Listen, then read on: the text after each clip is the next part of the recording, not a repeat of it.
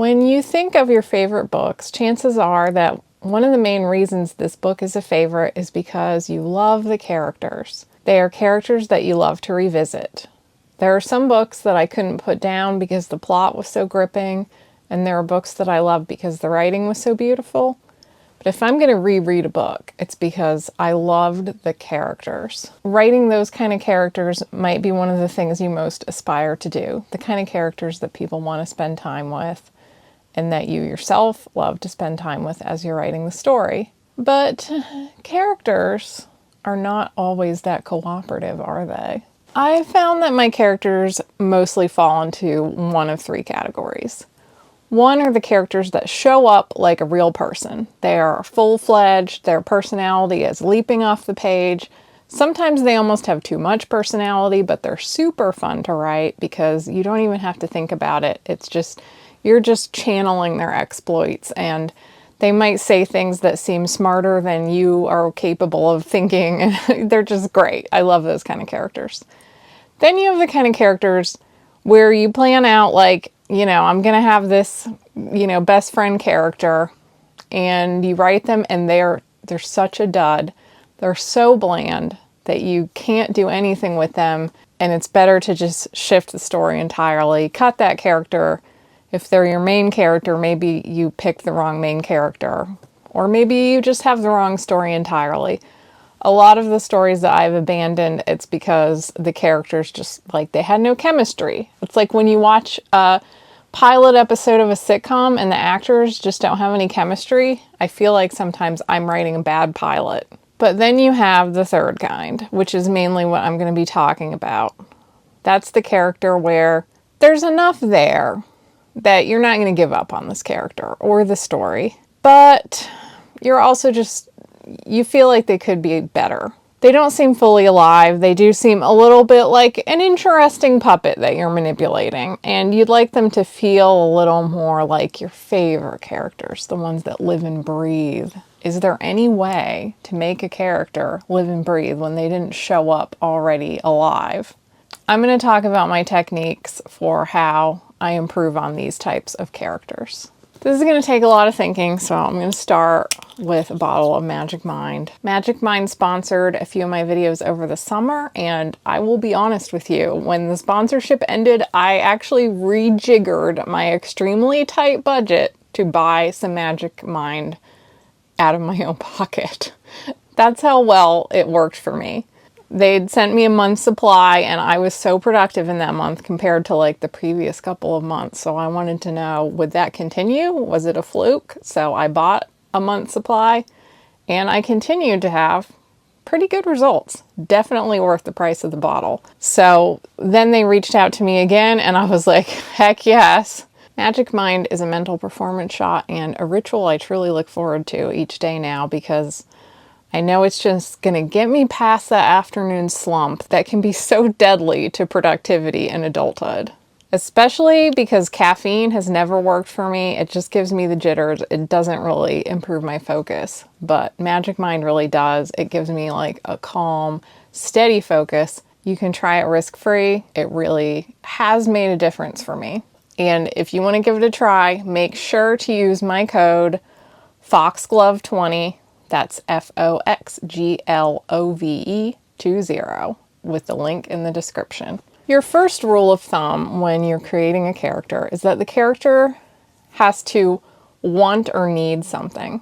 That becomes the driving force throughout the story. And if you read a lot of writing books, I'm sure you've encountered this. In fact, often books seem to focus almost solely on this want or need, and then the steps of the journey along the way for how the character is going to get to satisfy this want or need, or find out that it wasn't what they wanted or needed after all, etc. This has never entirely worked for me because my favorite characters tend to feel a little more organic, and in real life, you don't always have a clear-cut want or need. And I've sometimes found that my favorite characters don't always have one driving want or need. It's hard to wrangle them. I have found that my favorite characters to write often have some kind of continuous inner conflict. They're often a good person at heart who does some bad things for reasons that make sense. On the other hand, I have some characters that are very sweet, almost simple people, like Sorla and Dor in Doll Girl Meets Dead Guy, really have incredibly simple wants and needs and are just good people. Hard and fast writing advice on characters does not always quite resonate with me, but it's always a good place to start. If a character isn't quite working, it might help to sit down and write out, what do they want? What do they need? Are these things in conflict? Are they able to get what they want? Are they going to find out they actually want or need a different thing? Play with that and see if it gives you a better sense of who they are and where the story needs to go. But let's say you've gotten past that part. It's still just not clicking. I had this problem with Harai the Dragon King in my novel, The Broken Queen. I had everything written out. As far as the plot, the characters, everything seemed on paper like it was going to work well. And Harai definitely has a strong want and need. His kingdom is in trouble. It's under kind of a blight curse thing. And he wants to protect his people, both the dragons and the people, and the country itself. And to do that, he needs to find his queen, who is always the same soul, reincarnated. He ends up finding her in the form of a Torah, who is a doll person, which causes him a lot of trouble because she is incapable of having an heir, and the doll people are made by the enemy. So she has grown up in a very alien culture to him, and he's very uncomfortable with her, but at the same time, she is still the soul of the queen who has been reincarnated across hundreds of years, and she has this powerful magic. So he has to find a way to live with this situation, and eventually he starts to really care for her, and his desire turns not just to protecting the kingdom, but how to protect her from the life that he has led, which has been under a lot of pressure, a lot of danger. It's not been a very happy life. And Atora is kind of a luminous soul. He doesn't want her to be beaten down by being the queen. So as he slowly comes to love her, he wants to protect that part of her that makes him happy. And he feels like it's hard to do because the very act of being the queen is probably going to beat her down. On paper, all of this sounds to me quite interesting. There's complexity to it, but at the same time, these are easy human emotions to understand. Why was this guy not working? So I had to pull out all my tricks to turn Harai into a character that I got excited about writing. He wasn't one of the total dud characters where you just feel like the whole book has to be scrapped or completely altered so that it's not even about him. I liked him. It's just that every scene he was in, he just felt kind of like, maybe he's a little too cliche, maybe he's a little too stiff. So here are all the things that I did to make me more interested in writing him. Some of them might work for you too. The first thing I considered is, okay, he's been raised to be the king. So his whole personality is like king, fantasy king stuff, responsibilities, heavy is the head that wears the crown, that kind of vibe. So he's not like the most fun guy. His whole life has been lessons and then like the burden of rulership. So first I thought, okay, when a character's like that and it seems like they are all about this one thing, there's a couple things you can add. And generally you want to add extraneous elements to the character, but they need to feel organic. There's pets, hobbies, and random ass character traits. These are the things that are often overlooked in a book when you're just trying to hit like, okay, the hero's journey or, some kind of like plot template, character checklist. It's easy to overlook the little extra things that make the world feel real. The things that don't actually matter to the plot. Sometimes just having a pet makes a character seem more endearing. Is the pet important to the plot? Often, not really, but they can be fun to write. In this case, I gave Atora a pet. I did not give Harai a pet. I just don't think he would have a pet. There was a bit of fun banter about Atora's pet, which is a wyvern, which are little pocket-sized dragons. But that wasn't quite what he needed. Then you have like the extra quirky character trait. In fact, sometimes when I'm first plotting a book and I'm just trying to feel out who the cast is going to be, I'll just do a thing where I write down for every character 3 random facts about them that have nothing to do with the plot. I don't always stick to the 3 random facts in the book, like then they'll start to develop organically, but it just gives me like a vibe of who these people are. And sometimes the random facts end up being kind of fun. Just coming up with 3 like random facts about a character sometimes paints a whole picture of who the character is. Like you might write down something like, she's quiet normally but gets really loud when she has a couple of beers. She likes to work on knitting projects while watching Sunday Night Football, and she drives a beat up pickup truck that used to belong to her Uncle Frank. Just thinking about who this girl is, you get a picture of somebody. And sometimes when I sit down to write those kind of things, I get a very specific person who pops into my head. It also sometimes works in reverse when you have a character who's a little boring and you make yourself sit down and come up with 3 random factoids about them that you haven't put in the book, but that make you kind of start to realize who this person is. But it didn't quite feel like this was going to work with Harai. He just seemed so focused on being king, being a good king. You could just feel how he has been struggling with his burden since he was a kid and his parents died, and that there's not like a whole lot of extraneous quirkiness to him, which is one of the reasons that made him a little frustrating. So then the third thing is a hobby. And this is when Harai's love of pickles came into my head. And when I say pickles, I don't mean like a Vlasic jar of pickles. I mean like various fermented foods like Korean banchan. This was something that made sense for Harai as an interest because he lives in a mountainous country that is very cold and has a short growing season, so they're naturally going to be pickling a lot of the foods from their short growing season to eat throughout the winter. And all those various fermented foods are very delicious, and everybody has to eat. So even if he doesn't want to take any time out for hobbies, he could at least express an interest in the kind of pickles that come to his table. Then I ended up thinking, like, where do the pickles come from? Does he ever stop by and have any input into making the pickles? I ended up writing a scene where he takes Atora to go see the royal picklers, who are 2 women who have a little pickle shop house thing in like the artisanal district outside of the castle. You kind of learn that these women have sort of been like surrogate moms to him after his parents died, even though he doesn't get to see them very often.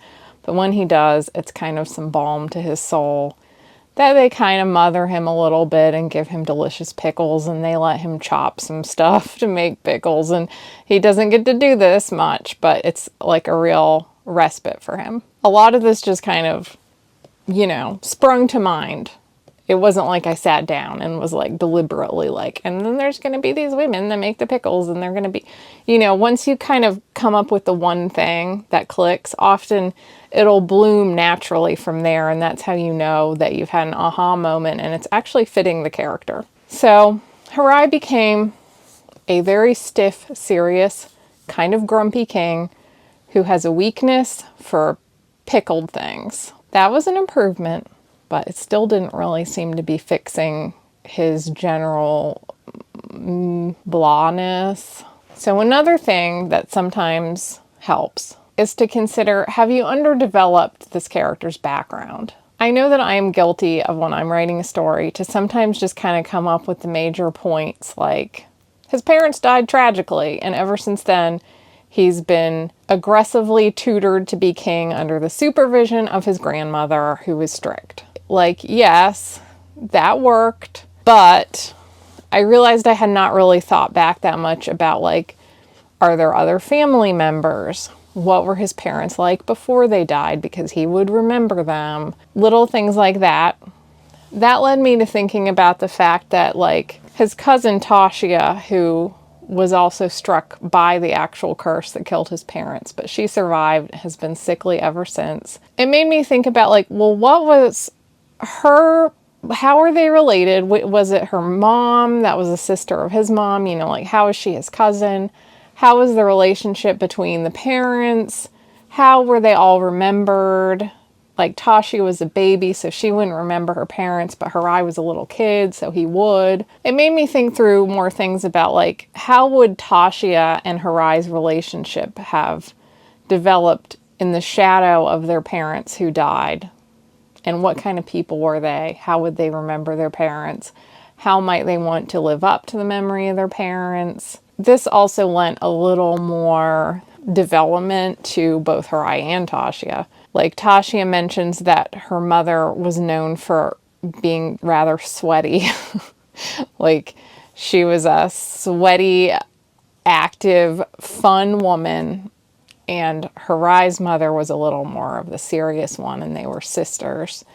So just thinking about that gave me a little bit more of an idea of like, how would they be remembered and what would the grief be like for losing these people? I realized that Harai would probably not just miss his mom, but also his really fun aunt who died, and that Tashia might remind him of her a little bit, so he might feel a little protective of her. These are the little things that just kind of help develop out a character, that when you really stop and think about like the very step-by-step things about their childhood that you might have glossed over are worth going into a little more depth, because you might realize some things about them. But was that enough?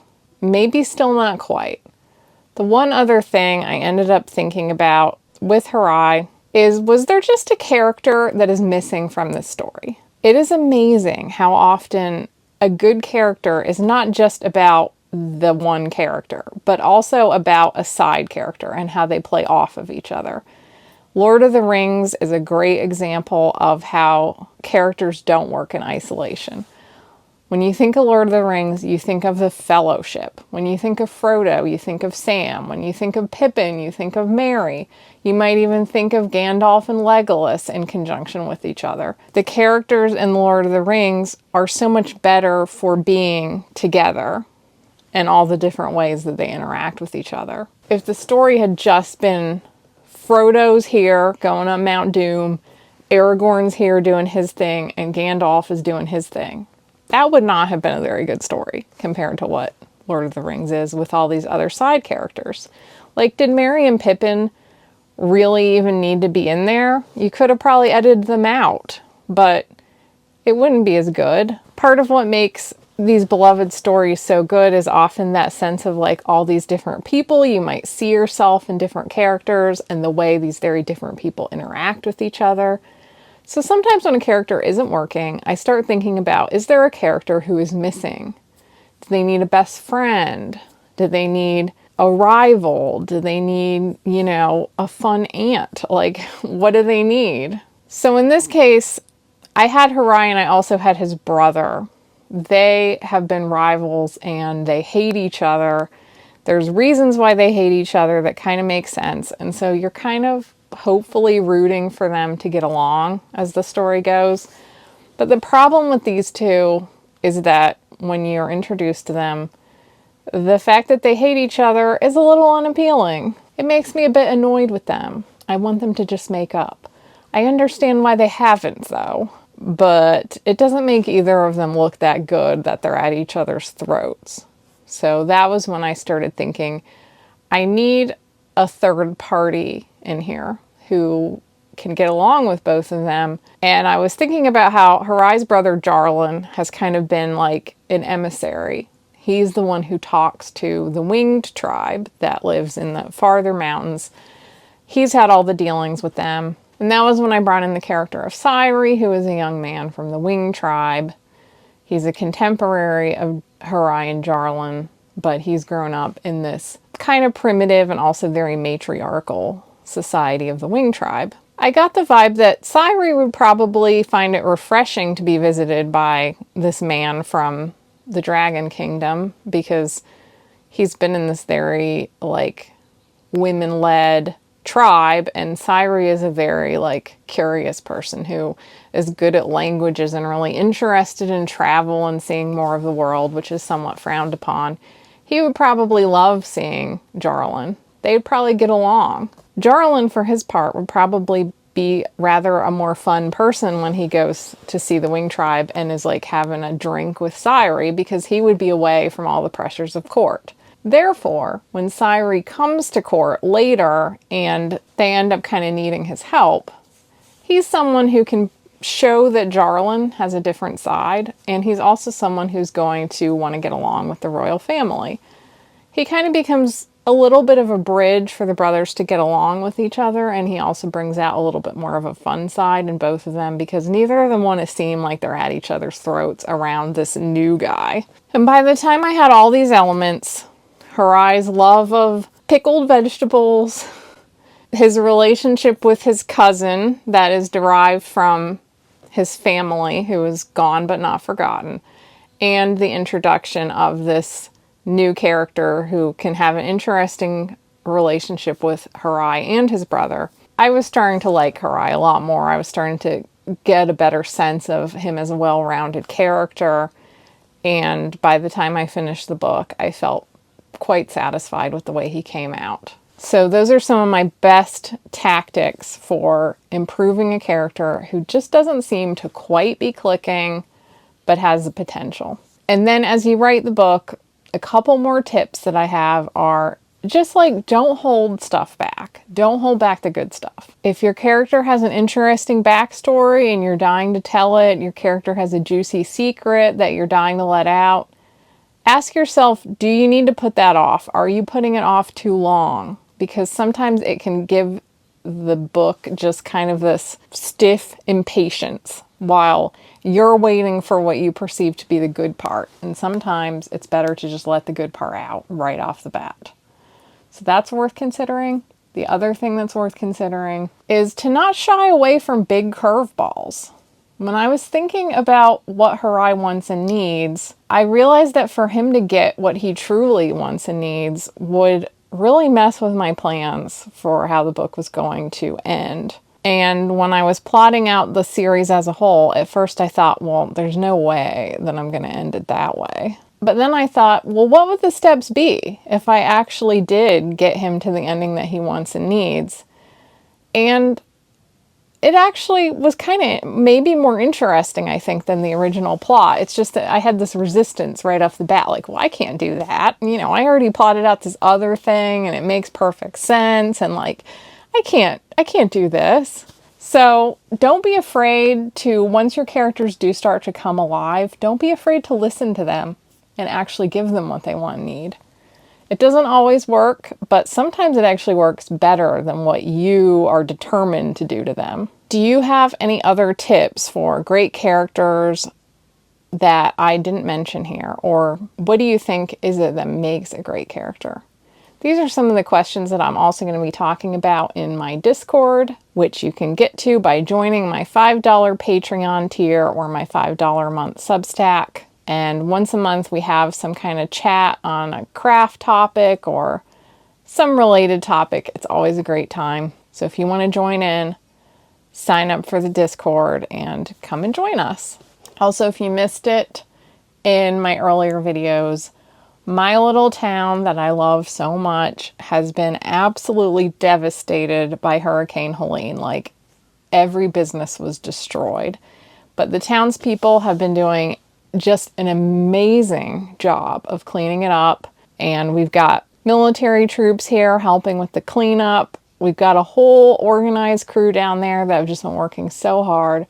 So I'm going to keep highlighting in my videos, as long as this is going on, some like GoFundMes that I think aren't getting enough attention because maybe they don't have as much social media reach. If you want to help out my little town rebuild, because it is like all small businesses, it's a super like just town where everybody knows each other and it's so cute. Today I'm going to highlight the GoFundMe for the heavy equipment operators who have been generously donating their machinery to help with the cleanup, and they've been having trouble with, like, you know, wear and tear on their machines, busted tires, but the stuff is expensive and they've just been donating their time and the use of their equipment for free. So there's a GoFundMe to help support them. I'm going to link that in the description if you want to help out with the cleanup.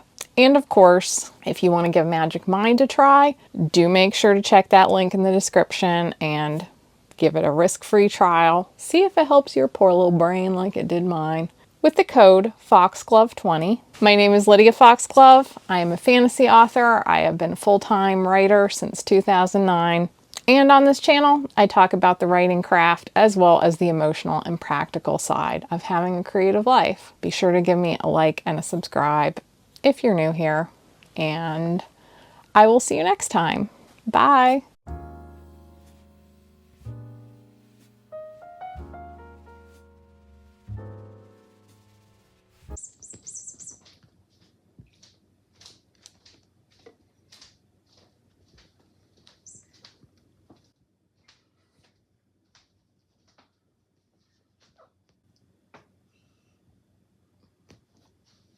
Oh, what's going on over here? I'm trying to take some video, so just wait a second.